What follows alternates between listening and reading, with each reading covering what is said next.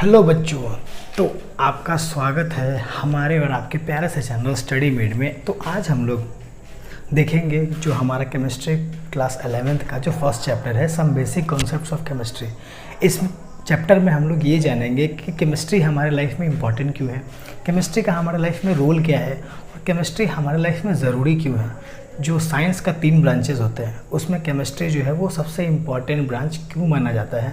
तो केमिस्ट्री का एक बहुत बड़ा स्कोप है हमारी ज़िंदगी में, तो उस चीज़ को हम लोगों को इस चैप्टर में देखना है। तो चलिए आइए हम और आप दोनों को मिलके इस टॉपिक को, इस प्यारे से चैप्टर को, तो चलिए शुरू करते हैं।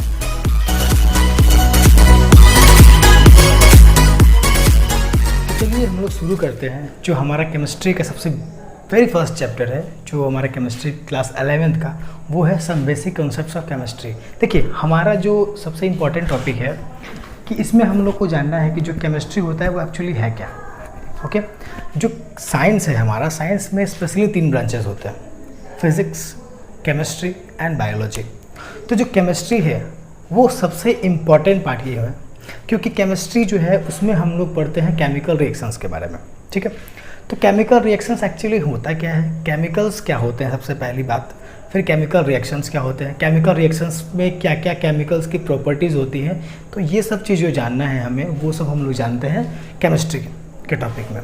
इसके अलावा जो हमारा फर्स्ट पार्ट है फिज़िक्स, फिज़िक्स में हम लोग अपने फिज़िकल वर्ल्ड के बारे में जानते हैं कि हमारे आसपास की दुनिया जो है वो किस प्रकार है, हमारी आसपास की दुनिया में क्या चेंजेस हो रही है, वो हम जानते हैं फिज़िक्स में। और बायोलॉजी में वही बेसिक जैसे कि जो हमारा एनिमल्स है, प्लांट्स है, उनके बनावट कैसे होती है, वो जो है वो उनकी संरचना कैसी होती है, उनके स्ट्रक्चर्स कैसे होते हैं, इनके बारे में हम लोग बेसिकली डिस्कस करते हैं। तो जो सबसे इम्पॉर्टेंट पॉइंट है हमारा एग्ज़ाम पॉइंट ऑफ व्यू से कहें या नॉलेज पॉइंट ऑफ व्यू से कहें, तो वो है हमारा केमिस्ट्री। तो सबसे बेसिक स्टार्ट करते हैं हम लोग केमिस्ट्री के बारे में। केमिस्ट्री एक्चुअली में होता क्या है, तो देखिए केमिस्ट्री एक्चुअली है क्या।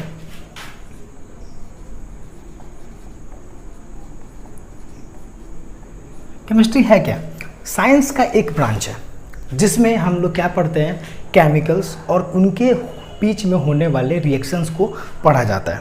तो इसको स्टार्टिंग कैसे करते हैं, it is the branch of science, it is the branch of science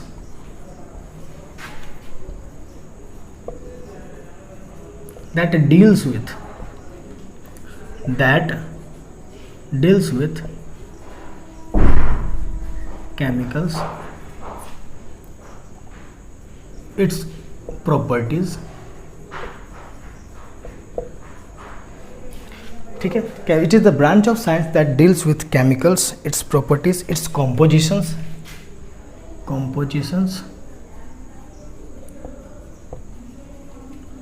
and its state of matter,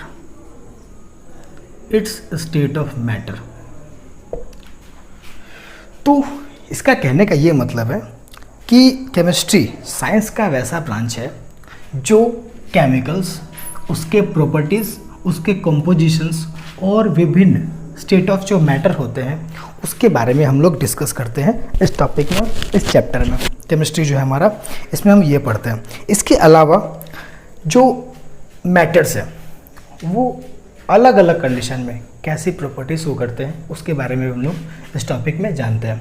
तो ये था हमारा कुछ केमिस्ट्री का बेसिक कॉन्सेप्ट। अब आगे पढ़ते हैं हम लोग कि केमिस्ट्री जो है उसका इम्पोर्टेंस क्या है हमारी लाइफ में, उसकी एप्लीकेशंस क्या क्या है। तो main applications of chemistry, topic का नाम है हमारा मेन एप्लीकेशंस ऑफ केमिस्ट्री। मतलब एवरीडे लाइफ में, हमारे आसपास की ज़िंदगी में, रोज़मर्रा की ज़िंदगी में केमिस्ट्री क्यों एप्लीकेबल, मतलब कैसे एप्लीकेबल होता है, क्यों ज़रूरी है केमिस्ट्री, तो ये इसके बारे में हम लोग जानते हैं। तो इसमें सबसे इम्पॉर्टेंट पॉइंट देखिए कि इसका मेन एप्लीकेशन क्या है। ठीक है, मतलब रोज़मर्रा की ज़िंदगी में हुआ या मतलब हमारे लाइफ में इसका क्या इम्पोर्टेंस है। तो सबसे पहले नंबर पॉइंट, हम लोग अगर कोई भी चीज़ अगर उगाना है, फसल उगाना है, तो फसल उगाने के लिए हमें क्या क्या चाहिए, हमें फर्टिलाइजर्स चाहिए, हमें पेस्टिसाइड चाहिए, इंसेक्टिसाइड चाहिए। तो इन सब का जो यूज़ है वो कहाँ से होता है, तो वो केमिस्ट्री से ही होता है। तो सबसे पहला यूज़ करेंगे, it is used as chemicals, fertilisers,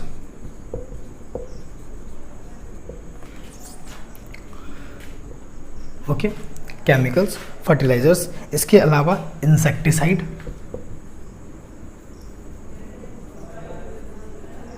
and pesticide. इसका मतलब क्या है कि जो भी हमारे लाइफ में हम लोग जो केमिकल्स यूज़ करते हैं, फर्टिलाइजर्स यूज़ करते हैं, इंसेक्टिसाइड यूज़ करते हैं और पेस्टिसाइड यूज़ करते हैं, उसका जो मेन ओरिजिन है वो होता कहाँ से है, वो होता है केमिस्ट्री से, और सिंपल वर्ड में बोले तो केमिकल से। इसके अलावा क्या है, helps in health and sanitisation.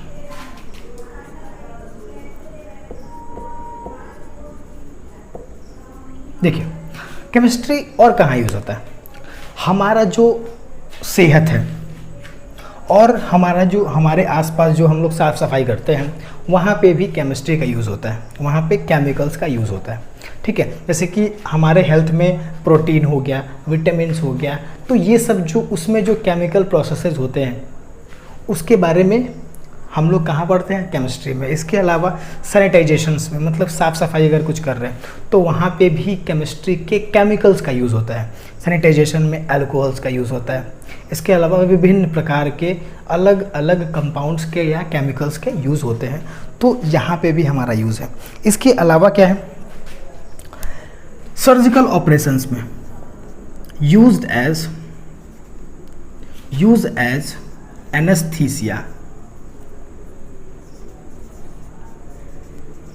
Anaesthesia, in surgical operations.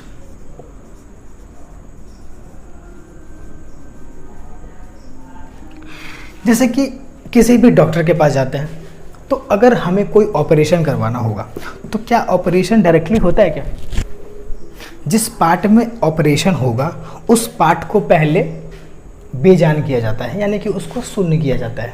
तो शून्य करने के लिए क्या किया जाता है, हमें एनेस्थीसिया दिया जाता है। एनेस्थीसिया जैसे कि मान के चलिए अगर बहुत ही मेजर कोई सर्जिकल ऑपरेशन है, ठीक है, या कोई भी ऑपरेशन है, मेजर ऑपरेशन जैसे कि हार्ट का ऑपरेशन हुआ, ब्रेन ऑपरेशन हुआ, तो इस केस में जो एनेस्थीसिया होता है वो पूरे बॉडी के लिए दिया जाता है ताकि जो आदमी हो वो बेहोश हो जाए। ओके, लेकिन अगर माइनर ऑपरेशन है जैसे कि दांत का ऑपरेशन हुआ, छोटा मोटा घाव का ऑपरेशन हुआ, तो उसके लिए एनेस्थीसिया दिया जाता है ताकि थोड़े से पार्ट पे ही वो जो जगह है, थोड़े से पार्ट में जहाँ पे ऑपरेशन करना है वो जगह सुन्न हो जाए, बाकी सारा पार्ट बिल्कुल सही का सही रहे, आदमी जो है वो होश में रह के भी वो ऑपरेशन करवा सके। तो यहाँ पे भी एज अ एनेस्थीसिया जो है केमिस्ट्री का यूज़ किया जाता है, क्योंकि एनेस्थीसिया जो होता है ये भी केमिस्ट्री के केमिकल्स का एक फॉर्म है। ओके, इसके अलावा क्या है, इसके अलावा अगर हम दांत दिखवाने जाते हैं किसी डॉक्टर के पास तो वो क्या करता है, हमें बहुत सारे एंटीपायरेटिक्स देते हैं, जैसे कि हमारे दांतों में जो कैविटी होता है उसको भरने के लिए बहुत सारे केमिकल्स यूज़ करते हैं। तो ये सब जो जगह है यहाँ पे केमिस्ट्री का बहुत बड़ा स्कोप है। तो हमारे आसपास में, हमारे लाइफ में केमिस्ट्री का बहुत ही बड़ा रोल है। बिल्डिंग में भी बिल्डिंग मटेरियल बनाना है, जैसे कि आपका सीमेंट हो गया, ठीक है, तो सीमेंट बनाने के लिए जिप्सम का यूज़ किया जाता है। इसके अलावा क्या है, अगर टॉयज़ बनाना है, कोई खिलौना बनाना है, तो उसके लिए हमें चाहिए plaster of Paris. Plaster of Paris क्या है, प्लास्टर ऑफ पेरिस सब केमिकल्स का ही एग्जाम्पल है। तो हमारा जो लाइफ है वो केमिकल से बिल्कुल पूरी तरह से घिरा हुआ है। जाने अनजाने में हम कभी ना कभी केमिस्ट्री को एक ना एक बार हमेशा अप्लाई कर देते हैं, पूरे ज़िंदगी में, दैनिक जीवन में भी हम लोग इसको अप्लाई कर देते हैं। ठीक है, इसके अलावा फर्टिलाइज़र बनाना हुआ, ठीक है, खाद बनाना हुआ, इसके अलावा क्या है, नमक, डाई बनाना है, पॉलीमर बनाना है, ड्रग्स बनाना है, यानी कि कोई भी दवाई बनाना है, या सोप बनाना है, शैम्पू बनाना है, तो इसके लिए केमिस्ट्री का सबसे ज़्यादा केमिस्ट्री को यूज़ किया जाता है। ठीक है, तो ये था हमारा केमिस्ट्री का पूरा इंट्रोडक्शन। केमिस्ट्री इंपॉर्टेंट क्यों है हमारे लाइफ में, इसका मेन एप्लीकेशन क्या है। अब हम लोग पढ़ते हैं कि केमिस्ट्री जो है उसमें सबसे बेसिक पॉइंट एक आता है जिसे हम लोग बोलते हैं मैटर। केमिस्ट्री स्टार्ट करने से पहले हमें जानना पड़ेगा कि मैटर क्या होता है एक्चुअली में, ठीक है, क्योंकि मैटर से ही सारा कहानी स्टार्ट होता है केमिस्ट्री का। केमिस्ट्री में अगर आपने मैटर के बारे में नहीं जाना तो केमिस्ट्री आप बिल्कुल स्टार्ट नहीं कर सकते, ठीक है। तो केमिस्ट्री अगर स्टार्ट करना है हमें तो उसके लिए हमें मैटर के बारे में जानना पड़ेगा। तो देखते हैं कि मैटर होता क्या है एक्चुअली में। तो इसको मिटा देते हैं।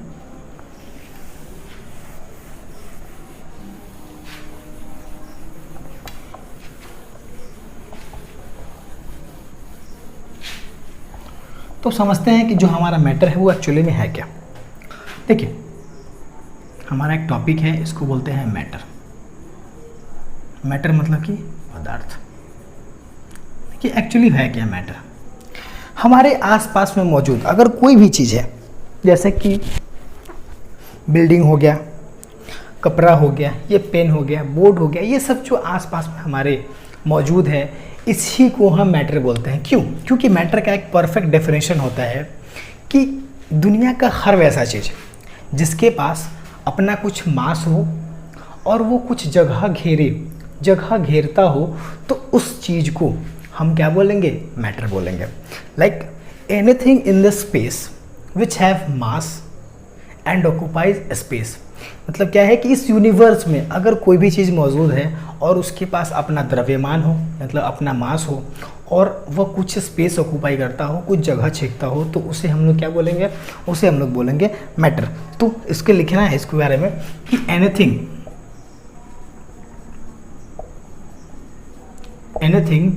In this universe which have mass and occupy some space is called matter। ठीक है। मैटर के बारे में हम लोगों ने क्लास 9th के वीडियो में भी, केमिस्ट्री का जो बेसिक केमिस्ट्री चैप्टर है हमारा, वेरी फर्स्ट लेक्चर, उसमें हम लोगों ने मैटर के बारे में बहुत अच्छे से डिस्क्राइब किया हुआ है, ठीक है। तो अगर आप लोगों को इसके बारे में और डिटेल जानना है तो प्लीज़ उस वीडियो को जाके देखिए, ठीक है। मैं कोशिश करूँगा कि उस वीडियो को इसके डिस्क्रिप्शन में इसका लिंक को दे दूँ ताकि आप लोगों को वीडियो ढूंढने में बहुत आसानी हो। तो उस वीडियो को आप लोग ज़रूर देखें ताकि उसमें ये बताया गया है कि मैटर एक्चुअली में है क्या, मैटर मतलब उसके बारे में डिटेल इन्फॉर्मेशन दिया गया है, ठीक है। यहाँ पे देखिए, मैटर है क्या कि हमारे यूनिवर्स में अगर कोई भी चीज़ मौजूद है, उसके पास अगर उसका कुछ मास है और वो कुछ जगह ऑक्यूपाई कर रहा है, तो उस चीज़ को हम लोग क्या बोलेंगे? मैटर बोलेंगे, ठीक है। अब जो मैटर होता है उसके 3 फॉर्म होते हैं, इसको बोलेंगे states of matter. States of matter actually में 3 फॉर्म होते हैं मैटर के। नंबर 1 सॉलिड, नंबर 2 लिक्विड और number 3 gas. Solid, liquid, gas. लेकिन इसके अलावा 2 स्टेट ऑफ मैटर और होते हैं। 4th वन इज प्लाज्मा और 5th वन जो है हमारा वो है बोस-आइंस्टीन कॉन्डेंसेट। ओके, तो इसमें हम लोगों को इस दोनों के बारे में 9th क्लास में ही पढ़ना है, ठीक है। लेकिन ये जो मेरा तीनों इंपॉर्टेंट टॉपिक है, इसका हम लोगों को क्लास 11th में ही चैप्टर वाइज पढ़ना है। सॉलिड स्टेट के बारे में अलग पढ़ना है, सॉलिड स्टेट के बारे में हम लोगों को 12th में ही पढ़ना है। लेकिन जो लिक्विड स्टेट है और जो गैसेस स्टेट है, इसके बारे में डिटेल में हमें क्लास 11th में ही पढ़ना है केमिस्ट्री के चैप्टर में। आगे के आने वाले कुछ चैप्टरों में हम लोग ये देखेंगे कि स्टेट ऑफ मैटर में जो हमारा लिक्विड स्टेट होता है वो क्या होता है, उसके अंदर क्या क्या प्रॉपर्टीज़ होती हैं, लिक्विड के अंदर गैसेस जो होते हैं उसके अंदर क्या क्या प्रॉपर्टीज़ होती है, ठीक है। और क्लास 12th में जब हम लोग जाएंगे तो वहाँ पे पढ़ेंगे कि सॉलिड स्टेट क्या होता है, सॉलिड की प्रॉपर्टीज़ क्या क्या होती हैं, सॉलिड कितने टाइप का होता है। तो ऐसे करके हम लोग धीरे धीरे बढ़ते चलेंगे। अब हम लोग देखते हैं कि सॉलिड स्टेट का पहले तो हम लोग थोड़ा सा हल्का फुल्का इसके बारे में इंट्रो ले लेते हैं कि सॉलिड एक्चुअली में होता क्या है। देखिए, 2 स्टेट ऑफ मैटर है हमारा। तो the very first state of matter is solid. What is solid actually? तो सॉलिड होता क्या है एक्चुअली में, देखिए सॉलिड उस मैटर का वैसा स्टेट होता है जहाँ पे जो गैप बिटवीन पार्टिकल्स होते हैं, मतलब उसके पार्टिकल्स के बीच में जो गैप होते हैं जिसको बोलते हैं इंटर मॉलिक्यूलर स्पेस। तो इंटर मॉलिक्यूलर स्पेस जो होता है वो बिल्कुल कम होता है, 9 के बराबर होता है, ठीक है। तो सॉलिड का अच्छा एग्जांपल हम लोग देख सकते हैं, जैसे कि ये बोर्ड हो गया, ये मार्कर हो गया। इसके अलावा वैसा हर चीज़ जो ठोस हो, मतलब मजबूत हो, रिजिड बॉडी हो, ठीक है, जिसका शेप जो हो वो डेफिनेट हो, वॉल्यूम डेफिनेट हो, साइज डेफिनेट हो, तो उस टाइप के स्टेट ऑफ मैटर को बोलते हैं हम लोग सॉलिड स्टेट, ठीक है। सॉलिड स्टेट का जो स्ट्रक्चर होता है वो कुछ इस प्रकार होता है। ये हमारा सॉलिड स्टेट का मैटर है, मैटर का एक छोटा सा पार्ट है, और देखते हैं कि सॉलिड का जो स्टेट, सॉलिड स्टेट जो है उसका एक्चुअली में मॉलिक्यूल्स का जो डिस्ट्रीब्यूशन होता है वो एक्चुअली में कैसा होता है। ये है हमारा सॉलिड स्टेट का मॉलिक्यूल्स का डिस्ट्रीब्यूशन, ठीक है। यहाँ पे देखिए कि जब दो मॉलिक्यूल्स हैं तो दो मॉलिक्यूल्स के बीच में जो क्या है, inter molecular force, inter molecular force जो है बहुत ही हाई है, ठीक है, और इंटर मॉलिक्यूलर स्पेस जो है वो बहुत कम है, ठीक है। मतलब इंटर मॉलिक्यूलर फोर्स जो है वो बहुत हाई है। इंटर मॉलिक्यूलर फोर्स क्या होता है, अब देखिए इंटर मॉलिक्यूलर फोर्स का कहने का ये मतलब है कि जो दो मेरा ये और ये जो मेरा एटम है, ठीक है, इस दोनों एटम के बीच में कितना फोर्स लग रहा है, उस फोर्स को हम लोग बोलते हैं इंटर मॉलिक्यूलर फोर्सेस, ठीक है। और जो ये फोर्स है वो बहुत ज़्यादा है, तभी तो जो सॉलिड होता है वो रिजिड बॉडी होता है। सॉलिड जो है वो बहुत ही ज़्यादा ठोस होता है, बहुत ज़्यादा मजबूत होता है। जैसे ईंट का एग्जांपल हो गया, ब्रिक, ये बोर्ड, ये सब क्या है, सॉलिड का एग्जांपल है, ठीक है, क्योंकि इसमें इंटर मॉलिक्यूलर फोर्सेस जो होते हैं वो बहुत ज़्यादा होते हैं, बहुत हाई होते हैं। लेकिन वही बात करें इसके इंटर मॉलिक्यूलर स्पेस के बारे में, तो आप खुद देख के बता सकते हैं कि जो इंटर मॉलिक्यूलर स्पेस है सॉलिड में बहुत ही कम होता है, बिल्कुल न के बराबर, ओके।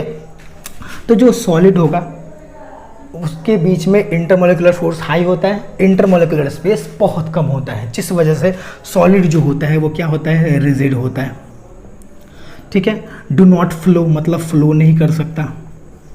कभी देखे हो सॉलिड को फ्लो करते हुए, पत्थर के टुकड़े को बहते हुए देखे हो, नहीं। तो जो सॉलिड होगा वो फ्लो नहीं करता।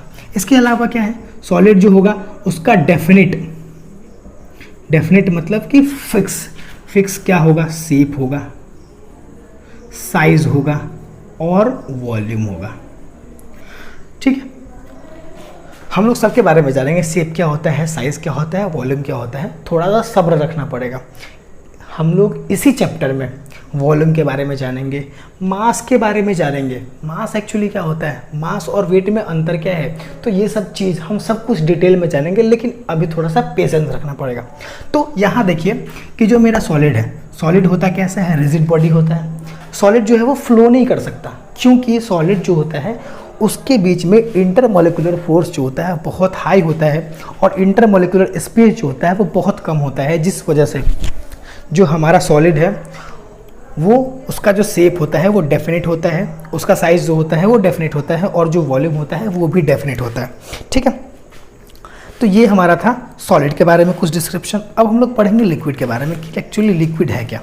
तो उसको थोड़ा सा जल्दी से आप लोग लिख लीजिए, फिर हम लोग आगे बढ़ेंगे लिक्विड स्टेट पे, ठीक है। चलिए इसको रब करते हैं और पढ़ते हैं लिक्विड स्टेट के बारे में।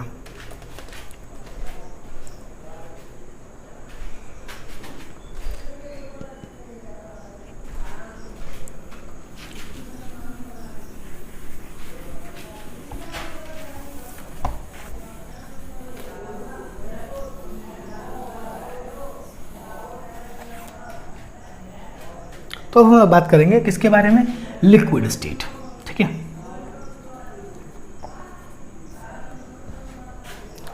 Liquid state, state of matter का वैसा पार्ट, स्टेट ऑफ मैटर का वैसा भाग जिसके अंदर सॉलिड के मुकाबले कुछ स्पेस होता है, ठीक है। जैसे कि देखिए अगर हम लिक्विड ले लें, जैसे कि लिक्विड का बेस्ट एग्जांपल हो गया मेरा वाटर, ठीक है। तो जो वाटर है इसका अगर हम एक छोटा सा भाग निकालें, ठीक है, ये हमारा एक लिक्विड है, और लिक्विड के अगर मॉलिक्यूल्स को ध्यान से देखिए माइक्रोस्कोपिक व्यू से, तो इसका जो मॉलिक्यूल होगा वो कुछ इस प्रकार होगा।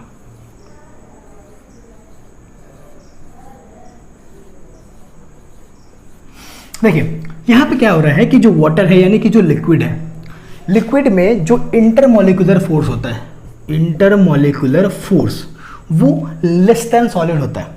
ठीक है, इंटरमॉलिक्यूलर फोर्स जो होगा वो लेस देन सॉलिड होता है। ठीक है, जो इंटरमॉलिक्यूलर फोर्स होगा, मतलब इंटरमॉलिक्यूलर फोर्स का मतलब क्या है, इसको बोलते हैं अंतर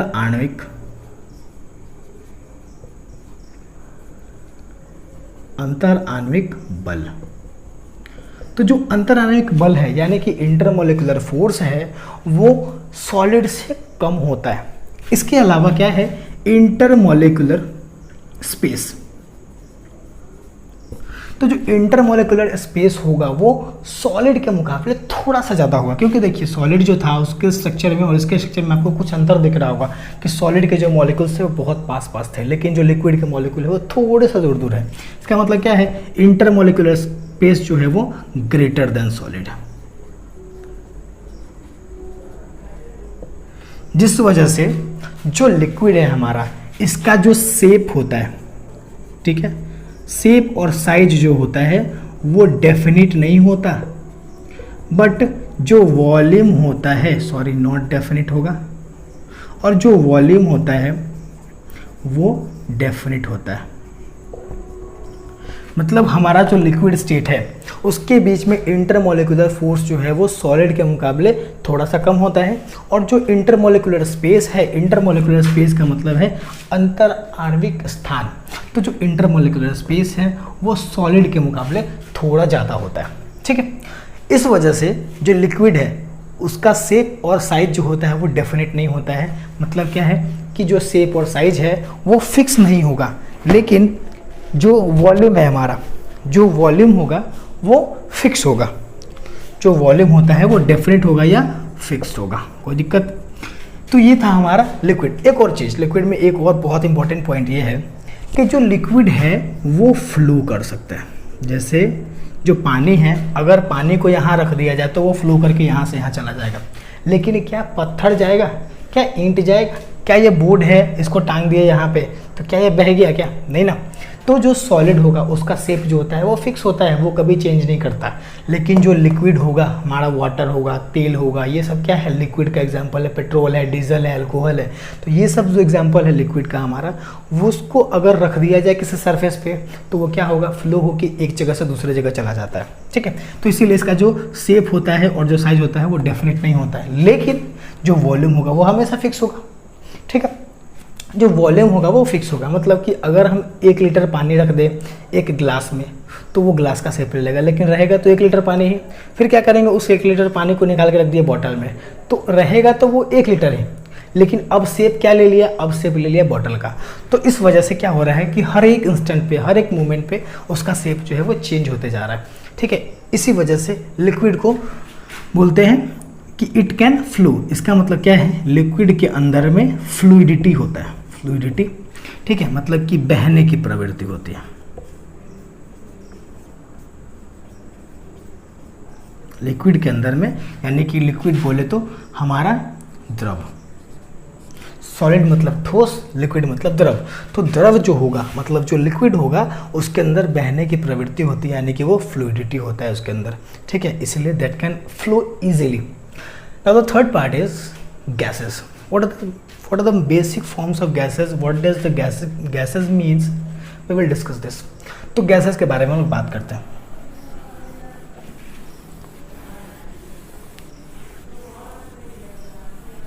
Let's see about the gases.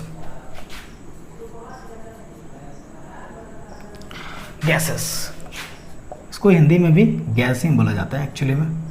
देखिए गैसेस होता क्या है, पहले इसके बात करें गैसेस के मॉलिक्यूल्स के बारे में कि जो गैसेस होते हैं अगर उसको हम लोग माइक्रोस्कोपिक व्यू से देखें तो जो गैसेस के पार्टिकल्स हैं वो दिखते कैसे एक्चुअली में। तो ये है हमारा गैस का एक स्ट्रक्चर। गैस का स्ट्रक्चर देखिएगा ध्यान से, जो मॉलिक्यूल्स होंगे वो दिखते कैसे होंगे। देखिए यहाँ पे ध्यान से, ये जो हमारे मॉलिक्यूल्स है गैसेस के, ये बहुत ही दूर दूर होते हैं। इसका मतलब क्या है कि लिक्विड के मॉलिक्यूल के मुकाबले जो गैस के मॉलिक्यूल है वो और ज़्यादा दूर होते हैं, जिस वजह से जो इंटरमॉलिक्यूलर फोर्स है यानी कि जो अंतर आणविक बल है वो बहुत ही कम हो जाता है।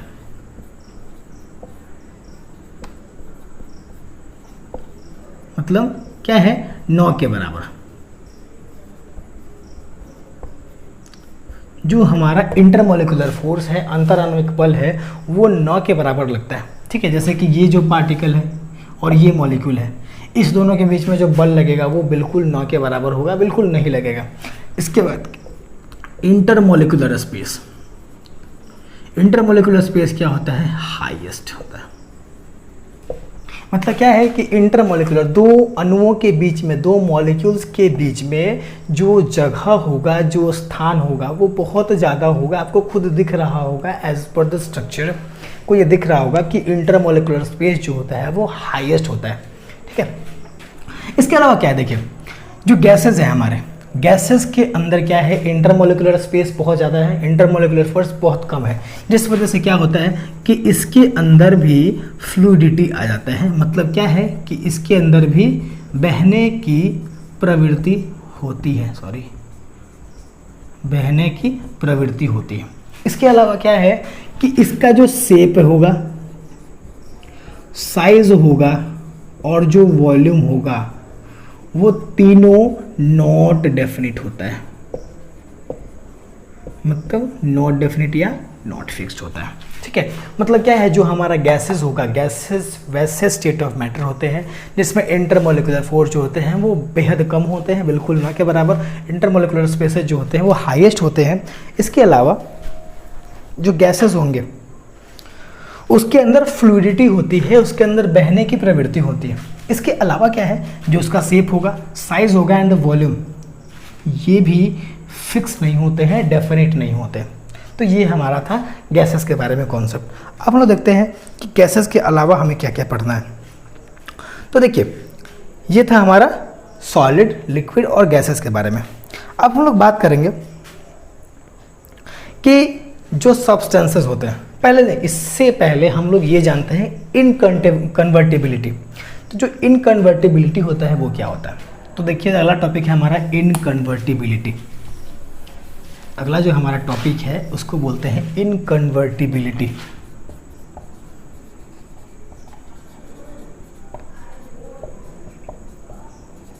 देखिए इनकन्वर्टिबिलिटी का मतलब क्या है कि अगर हमको बदलना है सॉलिड को लिक्विड में और लिक्विड को गैस में, सॉलिड को बदलना है लिक्विड में, लिक्विड को बदलना है गैस में, फर्दर गैस को बदलना है लिक्विड में, लिक्विड को बदलना है सॉलिड में। तो जो ये चेंज ऑफ स्टेट हो रहा है, ठीक है, इन्वर्टिबिलिटी, इनकन्वर्टिबिलिटी इसी को बोलते हैं। इनकन्वर्टिबिलिटी का मतलब क्या है कि चेंज ऑफ स्टेट। मतलब क्या है कि सॉलिड से liquid, liquid to gas, gas to liquid and gas liquid to solid. तो ये जो प्रोसेस है इसी प्रोसेस को बोलते हैं इनकन्वर्टिबिलिटी। ठीक है, तो देखिए अगर हमें गैस से लिक्विड बनाना है, कोई भी सब्सटेंस मेरा गैसियस फॉर्म में है उसको हमें बनाना है लिक्विड, तो करना क्या पड़ेगा। जैसे कि पानी का बेसिक एग्जांपल ले लेते हैं। अगर मेरा पानी जो है वो स्टीम फॉर्म में है, ठीक है, मतलब वाष्पित फॉर्म में है, भाप के रूप में है, तो अगर उसको हमें फिर से दोबारा पानी बनाना है तो उसे क्या करना पड़ेगा, उसको हमें कूल करना पड़ेगा। कूल मतलब ठंडा करना पड़ेगा। ठीक है, इसके अलावा क्या है, हमारा जो पानी है वो लिक्विड रूप में आ गया, लिक्विड फॉर्म में आ गया। अब उसको हमको सॉलिड बनाना है, मतलब उस पानी को हमें बनाना है बर्फ़ में। तो इस पानी को जब हम लोग बर्फ़ में बनाएंगे तो उसके लिए हमें उसे ठंडा करना पड़ेगा। मतलब क्या है, इसके लिए कूल करना पड़ेगा, यानी कि ठंडा करना पड़ेगा। ठीक है, लेकिन इसके जस्ट उलट, जब हमें सॉलिड से लिक्विड बनाना है, मतलब क्या है कि जो मेरा बर्फ़ है उसको हमें पानी के रूप में बदलना है, तो सॉलिड से लिक्विड बनाने के लिए हम लोग उसको हीट करते हैं। ठीक है, सॉलिड से लिक्विड बनाने के लिए हीट मतलब कि गर्म करेंगे। वैसे ही जो लिक्विड है उसको बनाना है गैस, मतलब कि जो हमारा पानी है उसको हमें भाप के रूप में बनाना है। तो जो लिक्विड है उसको गैस में बदलने के लिए भी हम लोग उसको फर्दर हीट करेंगे, उसको गर्म करेंगे तो क्या होगा, जो सॉलिड होगा लिक्विड में बदल जाएगा, लिक्विड जो होगा वो गैस में बदल जाएगा।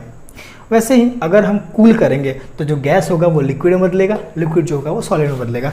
तो इस पूरे प्रोसेस को हम लोग बोलते हैं इनकन्वर्टिबिलिटी। ठीक है, इनकन्वर्टिबिलिटी का बेसिक मतलब क्या है कि चेंज ऑफ स्टेट, स्टेट को बदलना है solid to liquid, liquid to gases form में। अब हम लोग बात करेंगे कि सब्सटेंस होते हैं क्या, एक्चुअली में सब्सटेंस क्या होते हैं। तो देखिए यहाँ बात करते हैं कि सब्सटेंस क्या होते हैं कि जब हम लोग किसी भी केमिकल्स को मिलाते हैं, ठीक है, तो जब भी हम लोग किसी केमिकल्स को मिलाएंगे तो उससे एक प्रकार का नया चीज़, नया पदार्थ जन्म लेता है। ठीक है, और उसी चीज़ को हम लोग क्या बोलते हैं, सब्सटेंस बोलते हैं।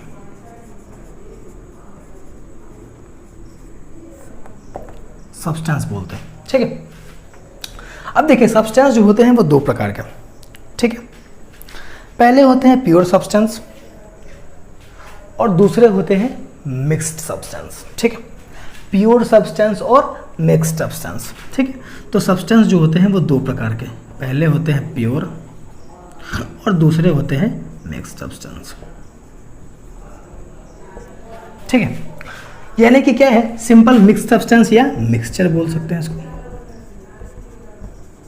ठीक है, ये था हमारा सब्सटेंस के बारे में पूरा डिस्क्रिप्शन। अब देखिए कि जो मिक्सचर होते हैं या मिक्स्ड सब्सटेंस होते हैं वो क्या होते हैं, प्योर जो होते हैं वो क्या होते हैं एक्चुअली में। ठीक है, तो पहले देखिए सब्सटेंस क्या होगा कि कोई भी मिक्सचर है, हमारा ध्यान से समझना है कि कोई भी मिक्सचर है तो जैसे कि देखिए शुगर प्लस वाटर, इससे मेरा क्या होगा, एक मिक्सचर तैयार होगा।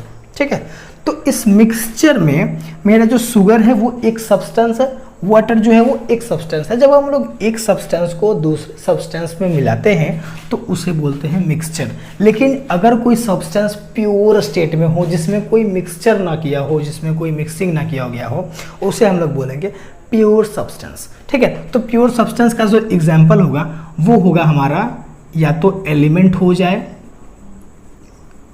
ठीक है, या कंपाउंड हो जाए, एलिमेंट और कंपाउंड। तो ये जो प्योर सब्सटेंस है उसका एग्जाम्पल, उसका फॉर्म क्या है, प्योर सब्सटेंस का फॉर्म जो होता है वो या तो एलिमेंट होता है या तो कंपाउंड होता है। लेकिन जो मिक्स्ड सब्सटेंसेस है हमारे, ठीक है, मिक्स्ड सब्सटेंसेस भी होते हैं दो प्रकार के। ठीक है, एक होते हैं होमोजेनियस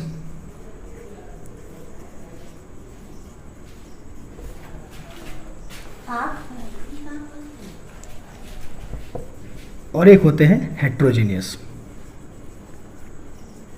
होमोजेनियस और हेट्रोजीनियस, तो ये जो हमारे मिक्सचर है वो दो टाइप के होते हैं, होमोजेनियस मिक्सचर और हेट्रोजीनियस मिक्सचर। इसके अलावा जो हमारा प्योर फॉर्म है, प्योर फॉर्म ऑफ सब्सटेंस है, वो भी होता है दो टाइप के, एक होते हैं एलिमेंट्स और एक होते हैं कंपाउंड। ठीक है, अब जानेंगे कि जो एलिमेंट्स होते हैं और जो कंपाउंड्स होते हैं वो एक्चुअली में होता क्या है। पहले हम लोग बात करते हैं होमोजेनियस और हेट्रोजेनियस मिक्सचर के बारे में, फिर हम लोग बात करेंगे हमारा जो एलिमेंट है और कंपाउंड के बारे में। मतलब टॉपिक वाइज बढ़ते चलना, स्टेप वाइज बढ़ते चलना है। तो सबसे पहले हमारा जो टॉपिक होगा वो होगा होमोजेनियस मिक्सचर क्या होता है। तो उसको जल्दी से डाउन करिए, फिर हम लोग बात करते हैं होमोजेनियस मिक्सचर के बारे में।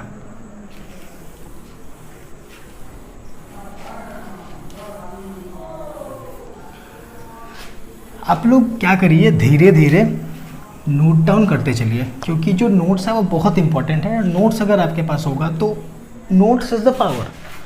क्योंकि बाय द वे अगर फ्यूचर में आप कॉन्सेप्ट को भूलते हैं, अगर कोई कॉन्सेप्ट को भूलते हैं तो अगर आपके पास नोट्स परफेक्ट है तो उस कॉन्सेप्ट को आप फिर से सीख सकते हैं।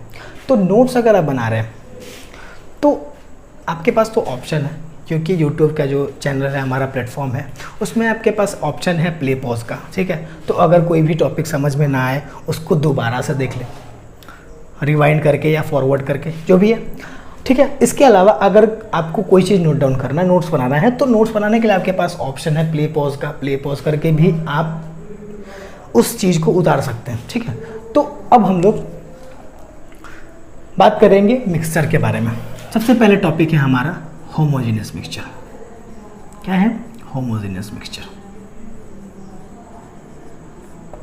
देखिए होमोजेनियस मिक्सचर क्या होता है, समझ रहे हैं ध्यान से। जो मिक्सचर है हमारा, मिक्सचर मतलब होता है मिश्रण, तो जो मिश्रण है हमारा उसमें जो एक भाग है उसका, मिक्सचर का जो एक टाइप है उसको हम लोग बोलते हैं होमोजेनस मिक्सचर। होमोजेनस मिक्सचर का मतलब क्या है, देखिए इसको बोलते हैं हम लोग सममांगी मिश्रण। क्या बोलते हैं? सममांगी मिश्रण, होमोजेनस मिक्सचर। तो जो होमोजेनस मिक्सचर है इसमें अगर कोई दो सब्सटेंस मिलाया हुआ है, जैसे कि हमारा है शुगर प्लस वाटर, तो जब शुगर और वाटर को मिलाते हैं तो मेरा एक मिक्सचर तैयार होगा, ठीक है। तो ये इसको हम लोग होमोजेनस में क्यों पढ़ते हैं, क्योंकि जब शुगर और पानी को मिलाएंगे तो शुगर और पानी को मिलाने के बाद हमारा जो मिक्सचर तैयार होता है उसे बोलते हैं हम लोग होमोजेनस मिक्सचर। क्यों? क्योंकि शुगर और पानी से जो मेरा मिक्सचर तैयार होगा, जो हमारा मिक्सचर शुगर और वाटर से जो हमारा मिक्सचर तैयार होगा उसको मिलाएंगे तो क्या होगा, जो शुगर होगा वो वाटर में पूरी तरह से मिक्स हो जाएगा। जैसे कि मेरा ये वाटर है, इसके अंदर हमने शुगर डाला, तो क्या होगा जब उसको मिलाएंगे तो शुगर पूरी तरह से डिसअपियर हो जाएगा, गायब हो जाएगा, ठीक है। तो इसका मतलब क्या है कि जो भी कंपोनेंट है, कंपोनेंट वो डिसअपियर हो जाता है, ठीक है। जो कंपोनेंट होगा वो डिसअपियर हो जाएगा, गायब हो जाएगा, ठीक है। तो अगर शुगर मिला रहे हैं पानी में या सॉल्ट मिला रहे हैं पानी में तो क्या होगा, हमारा जो सॉल्ट है या शुगर है वो पूरी तरह से डिसअपियर हो जाएगा, गायब हो जाएगा, ठीक है। तो ये होगा हमारा होमोजेनस मिक्सचर। मतलब क्या है कि वैसा मिक्सचर जिसमें जो सब्सटेंस है उसको मिलाया जा रहा है तो वो जो सब्सटेंस है वो पूरी तरह से डिसअपियर हो जा रहा है, पूरी तरह से डिसॉल्व हो जा रहा है, जिस वजह से क्या हो रहा है कि सब्सटेंस के गायब होने के कारण उसे हम लोग होमोजेनस मिक्सचर कहते हैं, ठीक है। इसमें देखो होता क्या है कि जो H2O है यानी कि वाटर के जो मॉलिक्यूल है, वाटर के जो मॉलिक्यूल होते हैं वो बड़े होते हैं। किसके मॉलिक्यूल्स के बड़े, किसके मॉलिक्यूल से, तो जो भी उसमें सब्सटेंस मिलाया जा रहा है, ठीक है, सब्सटेंस के मॉलिक्यूल्स। जो वाटर के मॉलिक्यूल्स होंगे वो सब्सटेंस के मॉलिक्यूल से बड़े होते हैं, जिस वजह से क्या होता है कि ये जो बड़ा मॉलिक्यूल है वो छोटे मॉलिक्यूल को अपने अंदर समा लेता है, अपने अंदर घुसा देता है, जिस वजह से क्या होता है कि वो जो शुगर का मॉलिक्यूल है या जो सॉल्ट का मॉलिक्यूल है वो पूरी तरह से डिसअपियर हो जाता है, गायब हो जाता है, ठीक है। तो इस टाइप के मिक्सचर को हम लोग बोलते हैं होमोजेनस मिक्सचर, ठीक है। इसका सबसे बेस्ट एग्जाम्पल है हमारा शुगर सॉल्यूशन, ठीक है, शुगर सॉल्यूशन। अब हम लोग बात करेंगे कि जो हेटेरोजेनस सॉल्यूशन होता है, जो हमारा सेकंड टाइप का मिक्सचर है हेटेरोजेनस सॉल्यूशन, हेटेरोजेनस मिक्सचर, वो एक्चुअली में क्या होता है तो वो समझते हैं हम लोग थोड़ा जल्दी से। जो हमारा लास्ट टॉपिक होगा तो हेटेरोजेनस मिक्सचर जो है वो हमारा इस वीडियो का लास्ट टॉपिक है, ओके। तो अब स्टार्ट करते हैं हेटेरोजेनस मिक्सचर, तो उसको जल्दी से नोट डाउन करिए, आगे बढ़ते हैं फिर।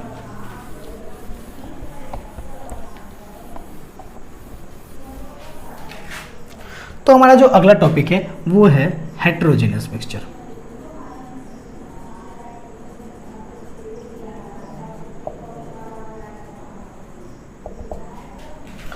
देखिए हेटेरोजेनस मिक्सचर क्या होता है।